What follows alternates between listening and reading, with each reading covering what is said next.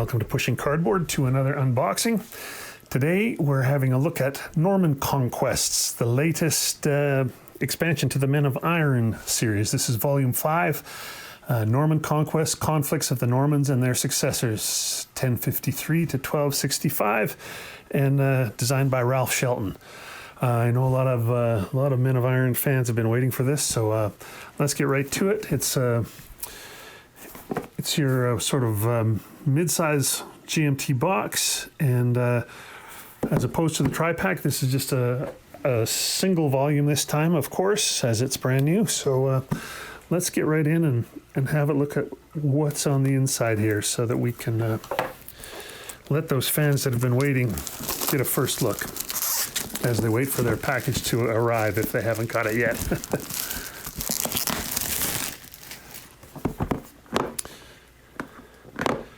Pretty great looking cover, and actually I should look on the back. I think the art direction here is Justin Martinez, and I'm thinking this is going to be one of the first games that's come out at GMT since Mark Simonich retired from the art director position at GMT. Anyway, here we go. The first thing we get is your rules manual, and it says Norman Conquests Men of Iron tri-pack, so I guess updated rules for the whole Men of Iron system, I would think.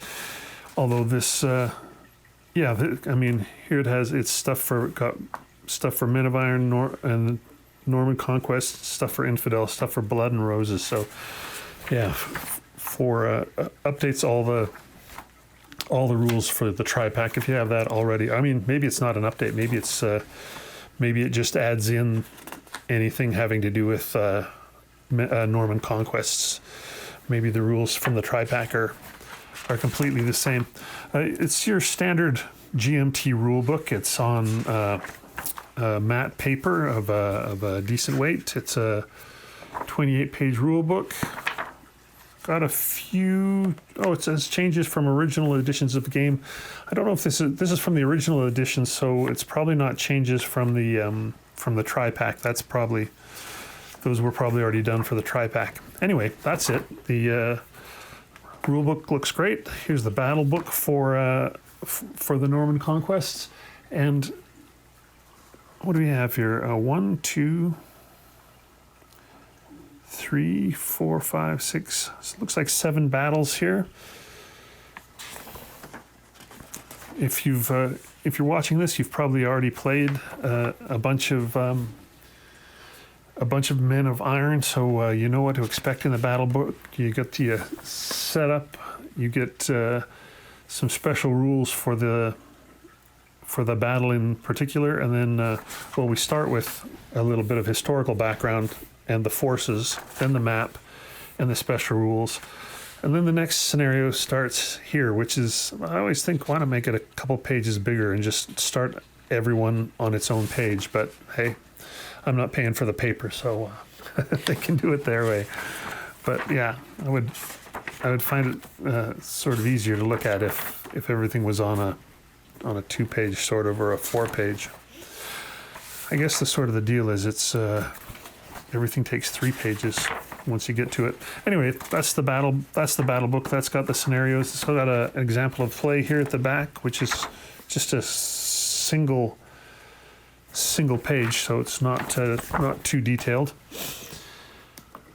We have the player aid, which of course has the weapons matrix for attack or defender to find out what your modifier is going to be. On the inside, terrain effects charts for the different battles. Yep, 7 of them here. And on the back we have the classic fire results table, shock combat results table, charge combat results. So all of the stuff that we're used to in Men of Irons. And a second one for each player. The flight point track. Be familiar to everybody else. There'll be nothing on the other side of this because you need it in each game. And here's the first look at the counters. Let's see. Zoom in here so you can get a good look at a few of these guys.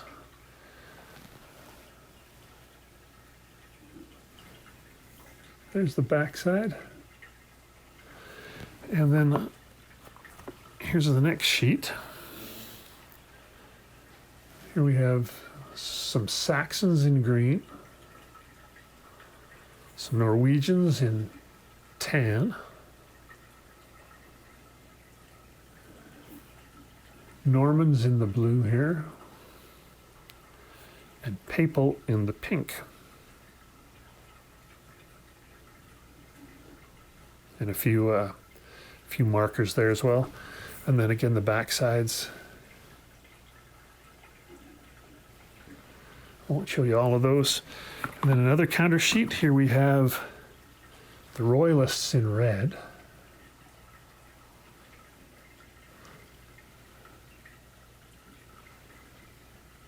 Baronial in gray.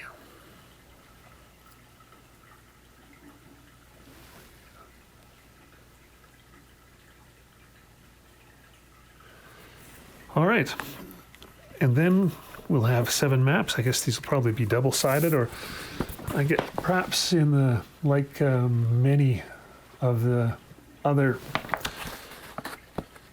Men of Iron games. Yeah, it'll be like this, where there's on a full-size map, we'll have 2 maps. So here we have the Battle of Fulford on one side, and the Battle of Civitate, or Civitate, who knows? I'm not an Italian or a Latin speaker.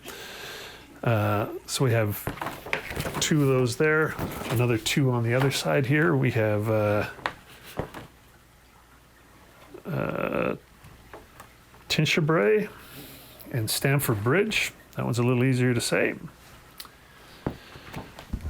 These maps are all, if you've played some Men of Iron, these are exactly what you've come to expect.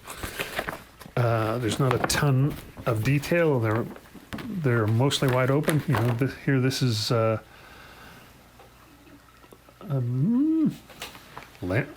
Lenvis? I don't know. I don't know this battle, but it's just a big wide open hill, a big hill here. And that's all there is to it. On the other side, we have Evesham, and another one with a big hill, but this time with a couple of rivers and roads.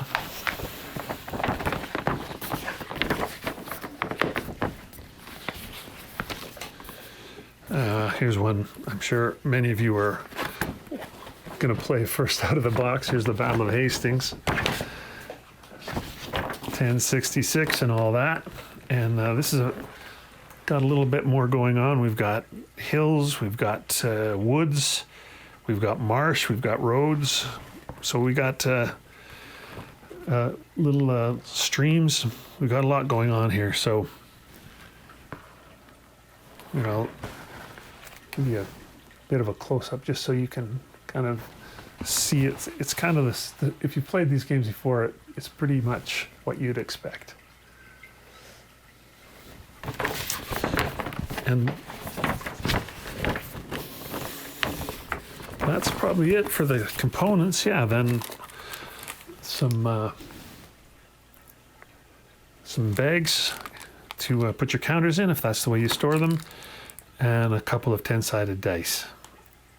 And that's it. That's the components to the Norman Conquests. It's exactly like what I think we were expecting, including a pretty nice new game cover. This is a fairly evocative box cover, if you ask me. So there it is. There's the Norman Conquest by Ralph Shelton, published by GMT Games.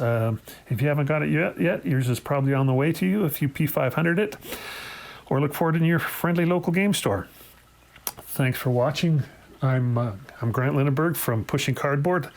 Please come by the website pushingcardboard.com sometime and check out what we have going, and check out the podcast. See you next time.